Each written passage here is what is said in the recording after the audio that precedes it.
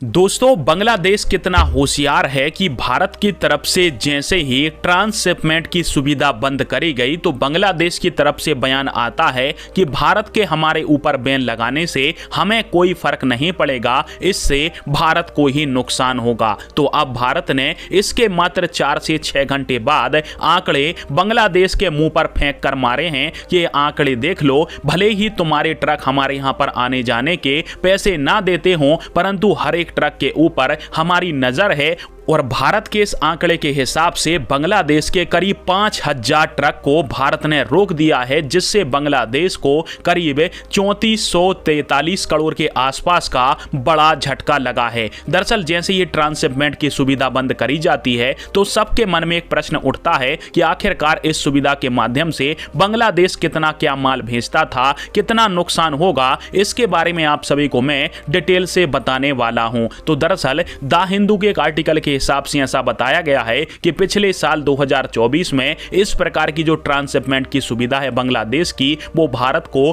करीब 46% बढ़ी है। और यहां पर आप सभी साफ साफ देख सकते हो कि 2023 में जहां पर बांग्लादेश ने करीब 3473 ट्रक भेजे थे, जिसमें 2357 करोड़ का माल था, तो वहीं पर 2024 के अंतर बांग्लादेश ने 4861 ट्रक भेजे थे, जिसमें 3446 करोड़ का माल भारत की ट्रांसशिपमेंट सुविधा के माध्यम से भेजा गया था। और इस माल की डॉलर में यदि बात करें तो करीब 400 मिलियन डॉलर का जो माल है वो भारत ने ट्रांसशिपमेंट सुविधा के माध्यम से बांग्लादेश के जो माल है उसको भारत के पेट्रापोल नाम के बॉर्डर क्रॉसिंग के माध्यम से पास किया था। अब आप सभी देखिए यह माल भेजा कहां से जाता है। तो स्क्रीन के ऊपर आप सभी देख सकते हो, यह है हमारा प्यारा भारत और यह है बांग्लादेश। और यहां पर वेस्ट बंगाल और बांग्लादेश के बीच में पेट्रापोल नाम की एक बॉर्डर क्रॉसिंग पड़ती है, जहां पर डायरेक्ट रोड है कोलकाता, और कोलकाता से भारत के जो अन्य बंदरगाह हैं, जैसे कि एक बड़ा बंदरगाह है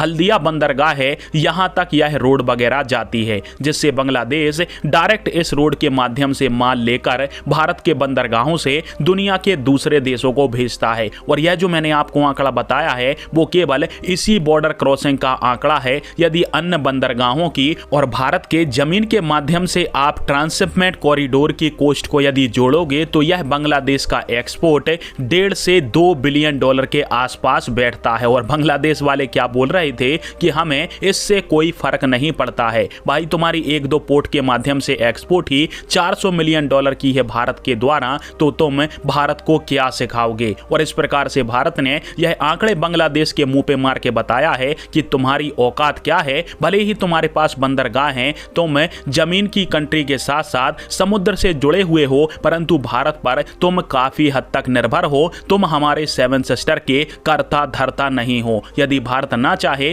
तो बांग्लादेश का ना तो वजूद होता और ना आज भारत के ऊपर भड़काऊ बयान देने वाला और भारत को तोड़ने वाले बयान देने वाला मोहम्मद यूनुस बांग्लादेश के अंदर बैठा होता।